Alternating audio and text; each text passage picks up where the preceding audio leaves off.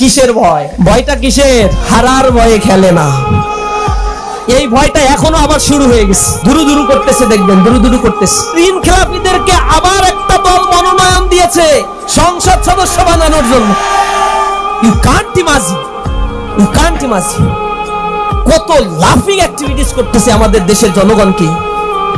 26,000 কোটি টাকা, 26,000 কোটি টাকা ঋণ খেলাপির দায়ে অভিযুক্ত মানুষদেরকে আবার সংসদ সদস্য বানাবে। এরা যখন সংসদ সদস্য হবে তারা আবার এই ব্যাংকগুলো লোপাট করবে না? এ জাতি কি মুক্তি পাইল? এত রক্তের তাহলে পরিণতিটা কোথায় চলে যাচ্ছে?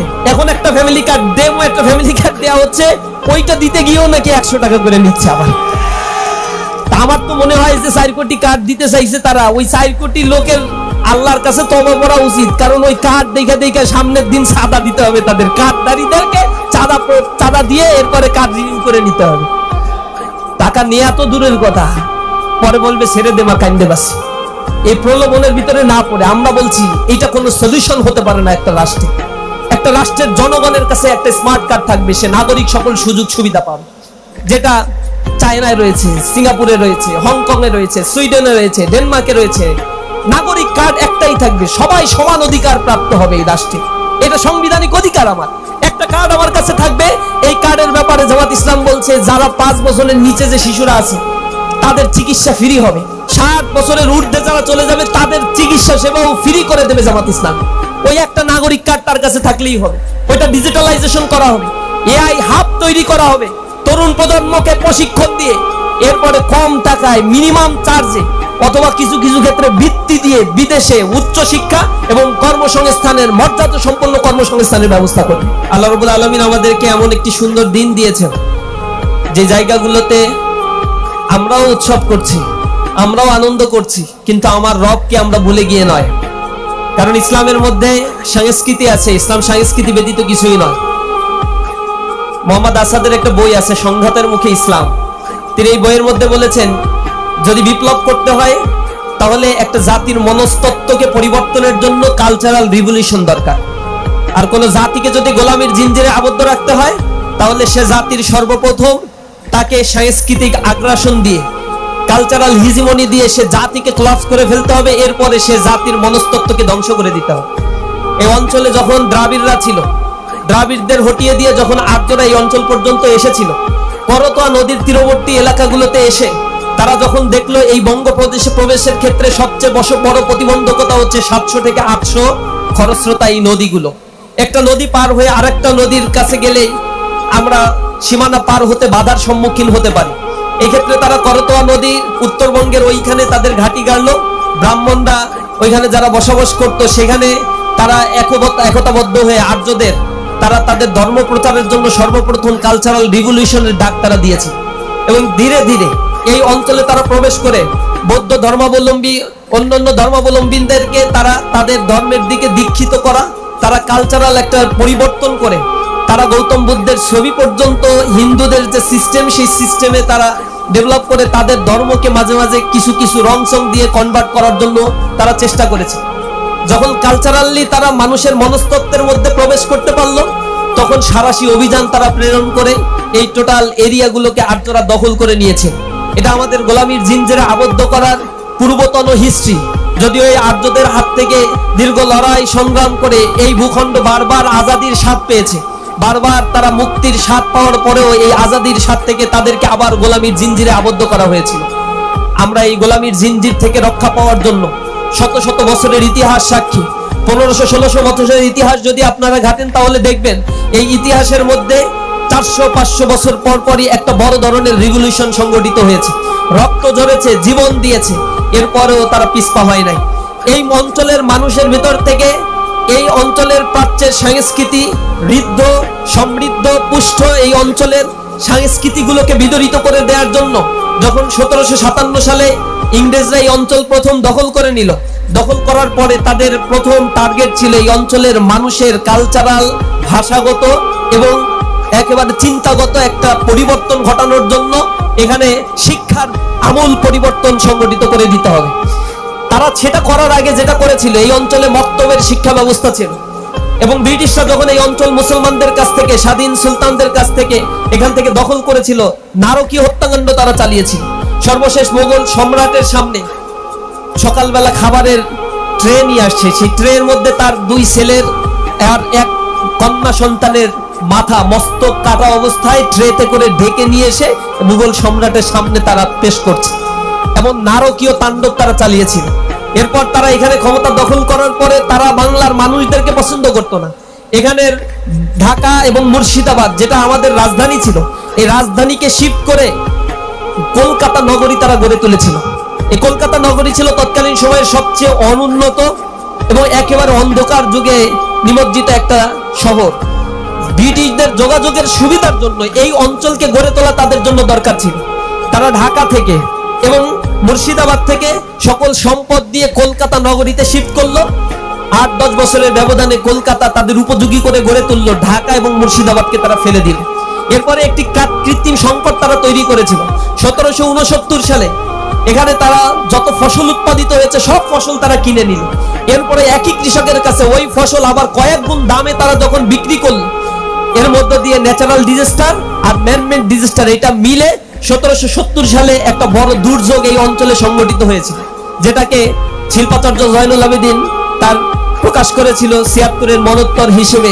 1770 সালে 1176 সালে এই দুর্ঘটনা ঘটেছে, যেখানে ব্রিটিশদের নথিপত্র থেকে জানা যায় প্রায় 1/3 মানুষ সেখানে মৃত্যুবরণ করেছিল। ব্রিটিশদের নথিপত্রে লেখা আছে 1,55,00,000 মানুষ সেখানে মৃত্যুবরণ করেছিল। আর বেসরকারি হিসেব অনুযায়ী এখানে প্রায় 2 কোটি মানুষ সেদিন অনাহারে না খেতে পেরে মৃত্যুবরণ করেছিল। যারা জীবিত ছিল নিউট্রিশনের অভাবে তারাও ধুকে ধুকে জীবন পার করছিল। এটা হচ্ছে আমরা বঙ্গোপদেশের ইতিহাস। এখান থেকে মুক্তি পাওয়ার জন্য আজাদির সন্তানেরা তখন লড়াই করেছিল। সেখানে তারা ব্রিটিশদের তক্তপোষের বিরুদ্ধে এই বঙ্গপ্রদেশ থেকেই প্রথম তারা তাদের বিদ্রোহের দানা বেঁধে উঠেছিল। তারা বিপ্লবী স্লোগান দিয়েছিল, পরিবর্তনের ডাক মানুষের কারণে পৌঁছে দেওয়ার জন্য তারা আজাদির ডাক দিয়েছিল। সে আজাদির নেতৃত্ব ছিল ফকির মজনু শাহ, যিনি অল্প কিছু মানুষ নিয়ে এই আন্দোলনের সূত্রপাত ঘটিয়েছিলেন। পরবর্তীতে অল্প কিছু দিনের ব্যবধানে সেই সংখ্যাটা সন্ন্যাসীদের সাথে নিয়ে ফকির সন্ন্যাসী বিদ্রোহ এক বিশাল এক বিদ্রোহে পরিণত হলো, যা ব্রিটিশদের জন্য রীতিমতো একটা থ্রেটের কারণ হয়ে দাঁড়ালো।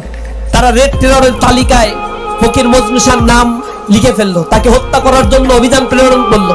ফকির মজনু শাহ সহ বিপ্লবীদেরকে নিশ্চিহ্ন করার জন্য তখন অভিযান প্রেরণ করা হয়েছিল, তাদেরকে হত্যা করা হয়েছিল, কিন্তু বিপ্লবী চেতনা মরে যায় নাই। যুগে যুগে এই বিপ্লবীরা বেঁচে থাকে। তারই পথ ধরে হাজী শরীয়তুল্লাহ দুদু মিয়া এই অঞ্চলে তাদের জন্ম হয়েছিল। তারা আজাদির সন্তানেরা লড়াই করে গিয়েছে।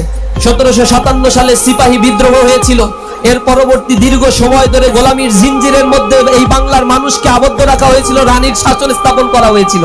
শুধু রানীর শাসন দেওয়া হয় নাই, এখানে আইন পরিবর্তন করা হয়েছিল। এবং এখন পর্যন্ত ব্রিটিশ যে আইন আমরা পড়াশোনা করি, যে আইনে আমাদের বিচার করা হয়, এগুলো সব 1906 সাল, 1908 সাল, এরপরে 1867-68 এই সময়ে এই বেয়ার অ্যাক্ট গুলো তৈরি করা হয়েছে, যার উপরে ভিত্তি করে স্বাধীন বাংলাদেশেও এখনো পর্যন্ত বিচার কার্য, আইন, আদালত, অ্যাডমিনিস্ট্রেশন, জুডিশিয়ারি সবকিছু পরিচালিত হচ্ছে। এই ব্যবস্থাপনা আমাদের দাসত্বের জিনজিরা আবদ্ধ করে রেখেছে। এই গোলামি থেকে আমরা মুক্ত হতে পারি নাই। আর দ্বিতীয় হচ্ছে আমাদের শিক্ষা ব্যবস্থাকে ভঙ্গুর করে দিয়ে আমার তরুণ প্রজন্ম, নতুন প্রজন্ম, উদীয়মান তরুণ প্রজন্মকে ধ্বংস করে দেওয়ার জন্য সকল মেকানিজম তারা তৈরি করেছিল। এর সাথে যুক্ত হয়েছে দীর্ঘ সময়ের ভারতীয় আধিপত্যবাদের একটি নীল নকশা। ভারতীয় আধিপত্যবাদ যখন আমাদের সাথে 1947 সালে দেশ বিভক্ত হওয়ার কথা ছিল, তখন বাংলার এই অঞ্চলের মানুষেরা স্বাধীনতা চেয়েছিল। স্বাধীনতার বিরুদ্ধে সবচেয়ে শক্তিশালী অবস্থান সেদিন নিয়েছিল জওহরলাল নেহেরু, গান্ধী, বল্লভভাই প্যাটেল। এই তিনজন মিটিং এ বসে বলেছিল যে না, আমরা বাংলাকে স্বাধীন দেখতে চাই না, বাংলা স্বাধীন হবে না, বাংলা একটা প্রদেশ থাকবে। তবে বঙ্গভঙ্গে 1905 সালে যে সীমানা নির্ধারণ করা হয়েছিল, এই সীমানার আলোকেই ভারতীয় জাতীয়তাবাদের ভিত্তিতে বঙ্গপ্রদেশ থাকবে, কিন্তু ভারতীয়দের অধীনে একটা অঙ্গপ্রদেশ হিসেবে সেটা থাকবে। বাংলার মুসলমানরা বলেছিল আমরা সেটা চাই না, বাঙালিরা আলাদা প্রদেশ চাই। অথবা দীর্ঘ সময় ধরে যে দাঙ্গার কারণে, সালিম দাঙ্গা, নোয়াখালী রায়টের মধ্য দিয়ে হাজার হাজার মুসলমানদেরকে, হিন্দুদেরকে হত্যা করা হয়েছিল। মুসলমানরা একটা সেপারেট ভূখণ্ড চায়, ভারতের তৎকালীন নেতৃত্ব সেই ভূখণ্ড চায় নাই। তখন বাংলার মুসলমানরা বলেছিল, ঠিক আছে, এই সীমানা যদি তোমরা বাঙালিদেরকে দিতেই চাও তাহলে আমাদেরকে আলাদা সীমানা দাও, আর পশ্চিমবঙ্গের যে বাঙালি মুসলমানগুলো হিন্দুরা রয়েছে বাঙালি, সেই বাঙালিদের সব একসাথে করে আমাদেরকে দিয়ে দাও, আমরা একটা স্বাধীন সার্বভৌম একটা রাষ্ট্র গঠন করি। তারা সেখানে রাজি হয় নাই। এরপরে পাকিস্তানের সেই আজাদী আন্দোলনে একসাথে মিলেমিশে বাংলাদেশের মুসলমানেরা নিরঙ্কুশভাবে সমর্থন দিয়ে সেখানে পাকিস্তানের সাথে একীভূত হয়ে গিয়েছিল। সেইখানে দীর্ঘ 23 বছর ধরে আবার পাকিস্তান শাসক গোষ্ঠী, পাকিস্তানের মিলিটারি শাসনের 12 বছর বঞ্চনা, লাঞ্ছনা, গঞ্জনার কারণে বাংলার মানুষেরা আবার আজাদির স্বাদ পেতে রাস্তায় নেমে এসেছিল। সে সময় তাদের স্লোগান দেওয়া হয়েছিল 3টি: সাম্য, মানবিক মর্যাদা আর সামাজিক সুবিচার। এর ভিত্তিতে যখন আমাদের স্বাধীনতার যুদ্ধের ঘোষণাপত্র দেওয়া হয়েছিল সাম্য, মানবিক মর্যাদা আর সামাজিক সুবিচার প্রতিষ্ঠার জন্য, সেদিন কুলি মজুর, দিন মজুর, খেটে খাওয়া মানুষ, কৃষক, যুবা, শ্রমিক সবাই রাস্তায় নেমে এসেছিল। হোক সে প্রশিক্ষিত অথবা সে অর্ধ প্রশিক্ষিত অথবা নাই থাকুক তার প্রশিক্ষণ। সেদিন কিন্তু যারা রাজনীতি করত, সেই শেখ মুজিবুর রহমান, তিনি অপেক্ষা করছিলেন কখন তাকে গ্রেফতার করা হবে। দেশ ছেড়ে পালিয়ে গেছে, জনগণকে রাস্তায় ফেলে দিয়ে চলে গেছে। এরকম নেতা আমরা অনেক দেখছি। দুর্দিনে পালিয়ে গেছে, সুদিন হইলে আবার দেশে আসছে। এই জমিনের মানুষদেরকে ধোঁকা দেওয়ার জন্য বারংবার এই প্রতারণাগুলো মানুষের সাথে তারা করা হয়েছে। এরপরে এসে বড় বড় আসন, বড় বড় সিংহাসন লাভ করে এই জনগণের উপরে আবার তাদের সেই খায়েশ পূরণের জন্য জনগণের উপরে তারা ছুরি ঘুরিয়েছে। 1971 সালে মুক্তিযুদ্ধে সাধারণ মানুষের যে অবদান ছিল, এরপরে একটা দল এসে নিজের মতো করে সংবিধান রচনা করলো, আর সেই সংবিধানের কোনো পারমিশন নাই, কিছু না। 1971-এর আগে যেই গণপরিষদ তৈরি হয়েছিল 1970 সালের নির্বাচনে, যে নির্বাচন ছিল প্রচন্ড কারচুপি এবং একেবারে এক কেন্দ্রিক, এক চেটিয়া ব্যালট বাক্স চুরি করার একটা নির্বাচন। সেই নির্বাচনে যারা নির্বাচিত হয়েছিল একটা দলের মধ্য দিয়ে, তাদেরকে নিয়েই তারা আবার সেই সংবিধান গণপরিষদে তারা পাশ করেছিল। এটা মুক্তিযুদ্ধে যারা অংশগ্রহণ করেছিল, বীর সেনানী যারা সেনাপতি ছিল, সেক্টর কমান্ডার ছিল, তাদের সাথে স্পষ্ট উপহাস। এ কারণে সেক্টর কমান্ডাররা বিদ্রোহ করেছিল। মেজর আব্দুল জলিল বিদ্রোহ করেছিল, তাকে কারাগারে নেওয়া হয়েছে, তাকে মানে একেবারে স্বাভাবিক মৃত্যুবরণ করতে দেওয়া হয় নাই। একটা সেক্টর কমান্ডারও স্বাভাবিকভাবে মৃত্যুবরণ করতে পারে নাই। এই দেশের পক্ষে যখন কথা বলেছে তখন তাদেরকে জেলে নেওয়া হয়েছে, এক্সট্রা জুডিশিয়াল কিলিং করা হয়েছে তাদেরকে। এটা ছিল এই দেশের ইতিহাস, যে ইতিহাসগুলো শুনতে দেওয়া হয়নি, বলতে দেওয়া হয়নি। যারা আমরা বলেছি তাদেরকে কারাগারে, অন্ধকার প্রকোষ্ঠে, আয়না ঘরে নিক্ষেপ করা হয়েছিল, জুলুম নির্যাতন করে মুখ বন্ধ করা হয়েছিল, মিডিয়া ট্রায়ালের মাধ্যমে আমাদেরকে আলাদা করে দেওয়া হয়েছিল। জাতির মধ্যে একটা ফিতনা ফ্যাসাদ আর বিভাজনের রাজনীতি তৈরি করে দেশকে এগিয়ে যেতে দেওয়া হয় নাই। 1972 সালের পর থেকে এই দেশে রীতিমতো সেই এক নারকীয় হত্যাযজ্ঞ, এক দলীয় নীতি, বাকশাল কায়েম করে মানুষের সকল বাক স্বাধীনতাকে হরণ করা হয়েছিল। 1974 সালে দুর্ভিক্ষ তৈরি হয়েছিল তাদের লুটপাট করার কারণে, আওয়ামী ফ্যাসিবাদের লুটপাটের কারণে। তখন মানুষ অতিষ্ঠ হয়ে গিয়েছিল, আর সেখানে এক চরম এক প্রাকৃতিক দুর্যোগের কারণে মানুষ না খেতে পেরে আবার সেই আরেকটা দুর্যোগের মুখে এই বাংলার মানুষ পতিত হয়েছিল, যার অনিবার্য পরিণতিতে 1975 সালে শেখ মুজিবের উপরে আক্রমণ করা হয়। একটা মানুষও সেদিন রাস্তায় নেমে বিদ্রোহ করে নাই, একটা মানুষও সেদিন রাস্তায় নেমে এর প্রতিবাদটাও করে নাই। মানুষ বুঝেছিল যে দেশটা হয়তো কিছুটা মুক্তি পাবে, স্বাভাবিক গণতন্ত্রের ধারা এখন প্রবাহিত হবে। কিন্তু কিছুদিনের ব্যবধানে স্বৈর শাসকের স্বাদ আবার এই দেশকে কুক্ষিগত করে রেখে এই দেশকে আবার স্বৈর শাসনের করাল গ্রাসে নিমজ্জিত করে মানুষের অধিকারগুলোকে সহরণ করেছিল। 1990 সালে মানুষ রাস্তায় নেমেছিল, জীবন দিয়েছিল, কিন্তু দুর্ভাগ্যে জাতি বারবার জীবন দেয়, আর এরপরে যারা ক্ষমতায় আসে তারা দেশকে লুটে পুটে খাওয়ার জন্য অস্থির হয়ে যায়। পরবর্তীতে যখন গণতন্ত্রের কিছু স্বাভাবিক ধারা প্রবাহমান ছিল, কনস্পাইরেসি করা হয়েছিল। ভারতীয় আধিপত্যবাদ এখানে মাথাচাড়া দিয়ে এসেছে। রয়্যাল এস্টাবলিশমেন্ট যখন প্রতিষ্ঠিত হয়ে গিয়েছিল, তারা এদেশের জনগণের দৃষ্টি ফেরানোর জন্য তাদের কালচারাল হিজিমনি এখানে স্টাবলিশ করেছিল। তাদের ভারতীয় সব চ্যানেলগুলো এখানে তারা চালু করে দিত, বাংলার কোনো চ্যানেল ভারতীয় চ্যানেল চালু করা হয় নাই। তারা তাদের মতো করে একটা প্রেসক্রিপ্টের শিক্ষা ব্যবস্থা চাপিয়ে দিছে, যে শিক্ষা ব্যবস্থায় শিক্ষিত হওয়ার পরে চাকরি পাওয়ার জন্য আরো 4 বছর পড়াশোনা করতে হয়। যে শিক্ষা ব্যবস্থায় শিক্ষিত হওয়ার পরে মায়ের চোখের পানি ঘোষে না, বাবার জন্য ওষুধ কেনার টাকা সন্তান জোগাড় দিতে পারে না, একটা চাকরির অভাবে অর্ধাহারে অনাহারে জীবন পার করে, আবার বিপ্লবের ডাক দিতে হয়, এমন একটা শিক্ষা ব্যবস্থার অভিশাপ আমাদের ঘাড়ে চাপিয়ে দেওয়া হয়েছিল। ফ্যাসিবাদ তখন তাদের মতো করে নিজস্ব আঙ্গিকে একটা ডেভেলপমেন্ট করলো, বলল উন্নয়নের মহাসড়কে জনগণকে উঠাই দিবে। এই মহাসড়কে জনগণকে উঠিয়ে দিয়ে তলা সব ফাঁকা করে দিয়ে $234 বিলিয়ন দেশের বাইরে পাচার করে দিচ্ছে। যে টাকাগুলো এই দেশের মধ্যে থাকতে 7 বছরের ডেভেলপমেন্ট বাজেট বাংলাদেশে করা সম্ভব ছিল। এই দেশের 30 লক্ষ মানুষ যে বেকার রয়েছে, এই বেকারদের কর্মসংস্থানের সুযোগ করার সুযোগ ছিল, তাদের দক্ষ করে বিদেশে পাঠিয়ে আরো রেমিটেন্সের পরিমাণ বিলিয়ন বিলিয়ন ডলার বাড়ানোর সুযোগটা ছিল, কিন্তু সেটা করে নাই। যুবকরা যত শিক্ষিত হবে, তত এম্পাওয়ার্ড হবে, সোসাইটি যত বেশি সাস্টেনেবল ডেভেলপমেন্ট হবে, তত নেতাদের পিছনে লোক যে ঘুরবে না, এই জিনিসটা তখন তারা বুঝতে পেরেছিল হারে হারে। তারা ডেভেলপমেন্ট করেছে এক্সপ্রেসওয়ে, টানেল, বঙ্গবন্ধু সেতু, এই সব করে করে এরপরে জনগণকে বুঝাইছে আমরা তো অনেক কিছু করছি, বিশাল ডেভেলপমেন্ট করে ফেলছি। ওদিকে সম্পদের পাহাড় এমন কুক্ষিগত করা হয়েছে, 5% মানুষের কাছে 95% সম্পদ জব জিম্মি হয়ে গেছে। বাকি 95% মানুষ 5% সম্পদ ভোগ করছে। ইনকাম ডিসপারশন মাথাচুম্বী, আকাশচুম্বী করা হয়েছে। সেখানে একজন মানুষের ইনকাম 2000, তো একজন মানুষের ইনকাম হচ্ছে 5 লাখ। 2 দিয়ে ভাগ করে দিয়ে মাথা পিছু আয় কাউন্ট করে জনগণকে বুঝাইছে জিডিপি গ্রোথ বেড়েছে, গিনি কোএফিসিয়েন্ট ঠিক আছে, আমাদের ডেভেলপমেন্ট হচ্ছে, সিঙ্গাপুর বানিয়ে ফেলছি আমরা। অথচ দিনে দিনে মানুষের টাকাগুলো লোপাট করছে। ব্যাংকগুলো থেকে আপনারা দেখছেন টাকা লোপাট করা হয়েছে।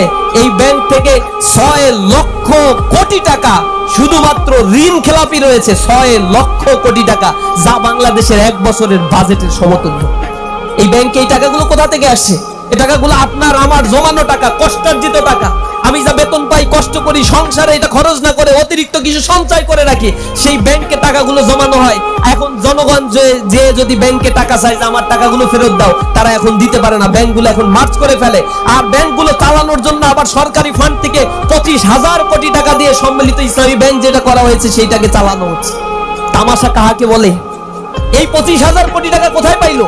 এই 25,000 কোটি টাকা আসছে আপনি আমি যে ট্যাক্স দেই, ইনডিরেক্ট ট্যাক্সের টাকা। এই পাঞ্জাবি কিনে, এই টুপি কিনে পরি, ওইটারও 15% ট্যাক্স দিতে হয়। এই ট্যাক্সের টাকা সরকারের ফান্ডে জমা হয়, সেখান থেকে এই ব্যাংকে আবার দিয়ে ঠান্ডা করে ব্যাংক চালায়। আপনার টাকা এইখান থেকে নিয়ে ওইখানে দেয়, আবার ব্যাংকে আপনি জমা দেন, ওইখান থেকে লোপাট করে নিয়ে ঋণ খেলাপিরা বিদেশে টাকা পাচার করে।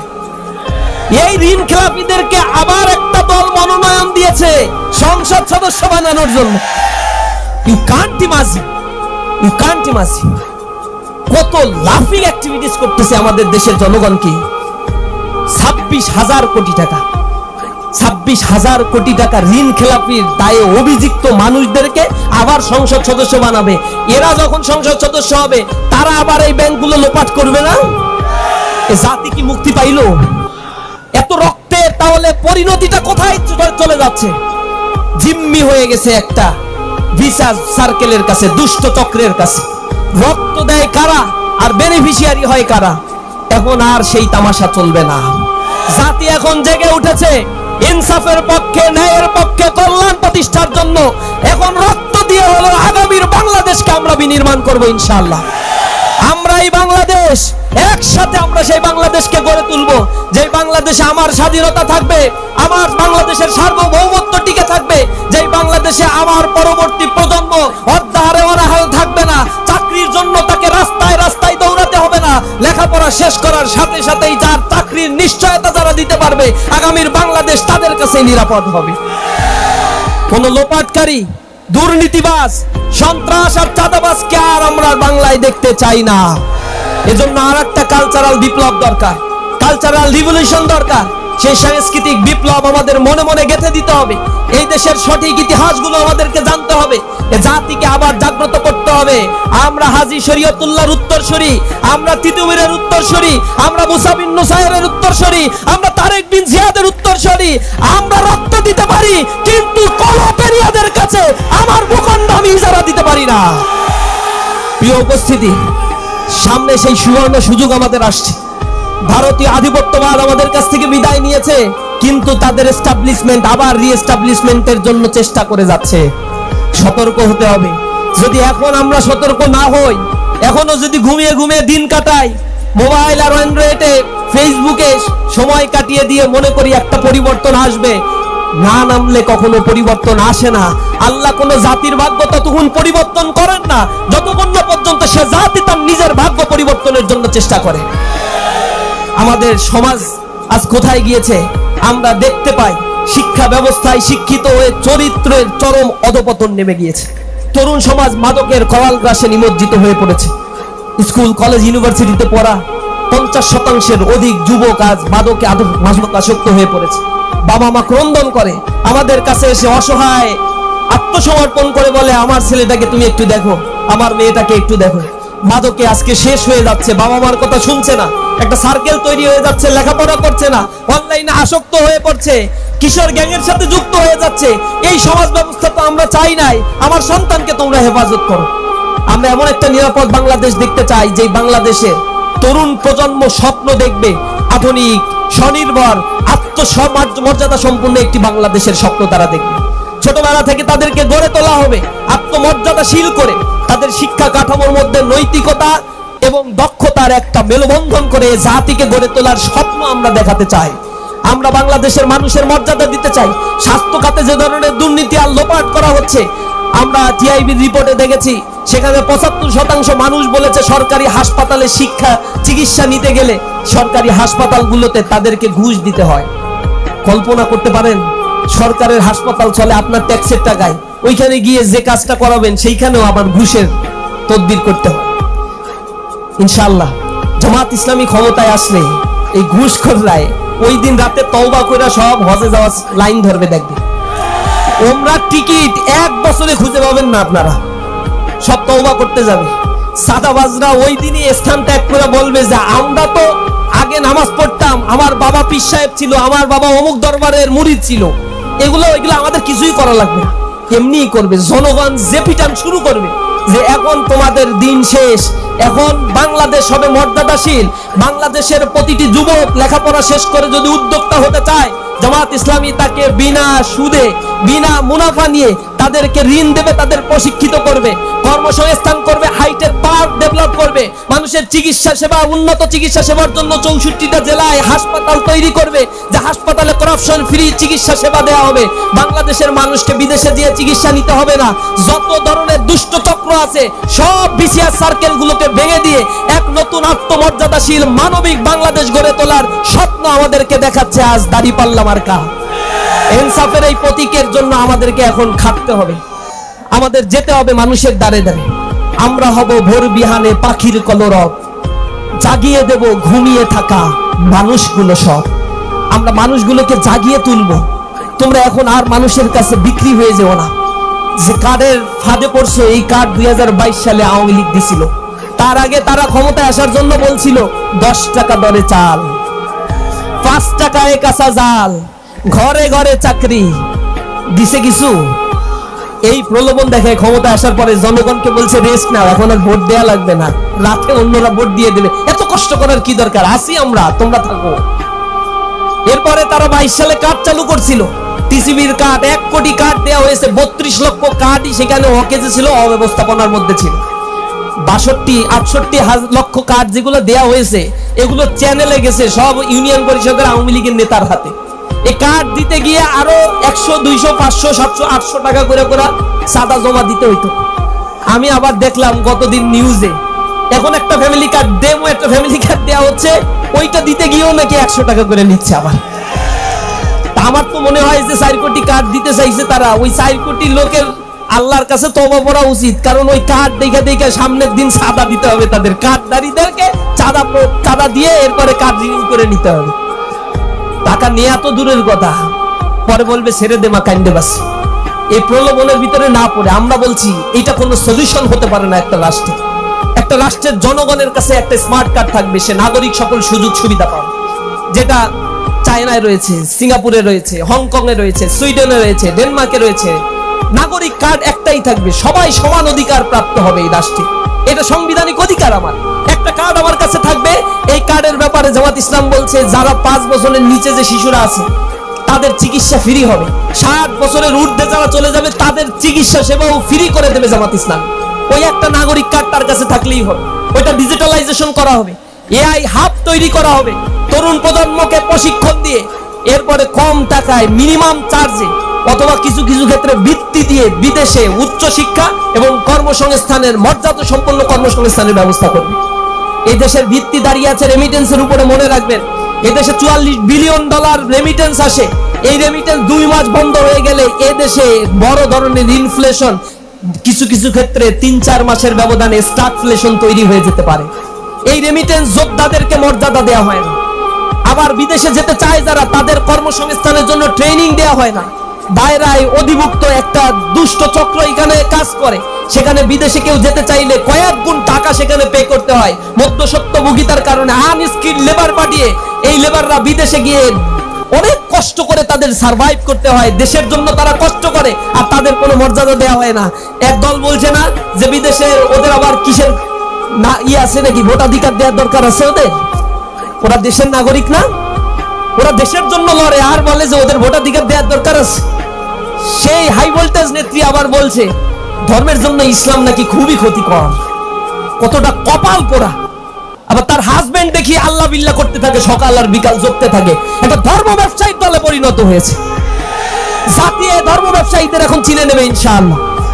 আমরা আমাদের বাংলাদেশকে, আগামীর বাংলাদেশকে গড়ে তুলবো ইনশাআল্লাহ। যুব শ্রেণী আজ জেগে উঠেছে।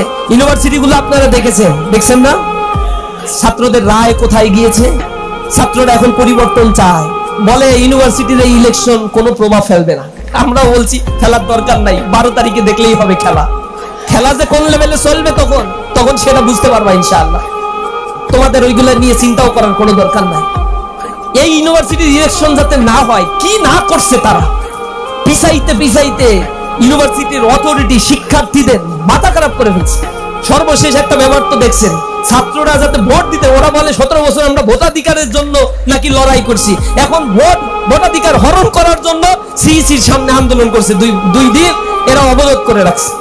শেষমেশ যখন দেখে যে কাজ হচ্ছে না, তখন সর্বশেষ দিন হাইকোর্টকে ব্যবহার করে হাইকোর্টে তাদের আইনজীবীদেরকে দিয়ে জোরপূর্বক হাইকোর্টের স্টে অর্ডার দিয়ে নির্বাচন বন্ধ করতে বাধ্য হয়েছে। কিসের ভয়? ভয়টা কিসের? হারার ভয়ে খেলে না। এই ভয়টা এখনো আবার শুরু হয়ে গেছে। দুরু করতেছে, দেখবেন দুরু করতেছে। আমরা চাই বাংলাদেশ সবাই মিলে ঐক্যবদ্ধ একটি বাংলাদেশ আমরা গড়ে তুলি। তাদের পরিবর্তন হওয়া উচিত। জুলাইয়ের বিপ্লবের পরেও যদি তাদের বোধোদয় না হয়, তাহলে তাদের বোধোদয় আর আল্লাহ ছাড়া আর কেউ করতে পারবে না। নিকট অতীত থেকে শিক্ষা নেওয়ার জন্য আমরা তাদের বলবো, দীর্ঘদিনের তারা আমাদের সঙ্গী ছিল, জুলুম নির্যাতনের শিকার হয়েছে। আমরা একসাথে জেলে এক পাশে বসে খাবার খেয়েছি, কত ঘনিষ্ঠতা ছিল। কিন্তু ক্ষমতার মোহ তাদেরকে আবার সেই নষ্ট পথে নিয়ে যাচ্ছে। অন্য কেউ তাদেরকে হয়তো প্রলোভন দেখাচ্ছে। আমরা বলবো সোজা পথে আসেন। জনগণ যদি আপনাদের ম্যান্ডেট দেয়, আমরা ঐক্যবদ্ধভাবে সবাই মিলে এই বাংলাদেশকে গড়বো। কারণ আপনি, আমি সবাই এই বাংলাদেশেরই নাগরিক। সুতরাং সামনের দিনের জন্য আমরা সবাই প্রস্তুতি নিব। যারা পালিয়ে গিয়েছে এরা এখনো দেশের মধ্যে, তাদের দোসররা আছে, জুডিশিয়ারিতে, অ্যাডমিনিস্ট্রেশনে, ডিফেন্স ফোর্সে আছে। এদেরকে প্রতিহত করতে রাস্তায় দাঁড়িয়ে থাকতে হবে। ফুলিতেছে তরি, দুলিতেছে তরি, ফুলিতেছে জল, ভুলিতেছে মাঝি পথ, ছিড়িয়াছে পাল, কে ধরিবে হাল, আছে কার হিম্মত। কে আছো জোয়ান, হও আগুয়ান, হাকিছে ভবিষ্যৎ। এ তুফান ভারী, দিতে হবে পারি, নিতে হবে তরি পার। আমরা এই তুফান ভারী পথে আমরা তরি পার করবই। আমাদের কণ্টকাকীর্ণ পথকে আমরা আমাদের দুর্জয় সাহস দিয়ে রুখে দেবো ইনশাআল্লাহ। সবাইকে আগামীর বাংলাদেশ গড়ে তোলার উদাত্ত আহ্বান জানিয়ে আমার কথা শেষ করছি। আসসালামু আলাইকুম রহমতুল্লাহি ওয়া বারাকাতুহু।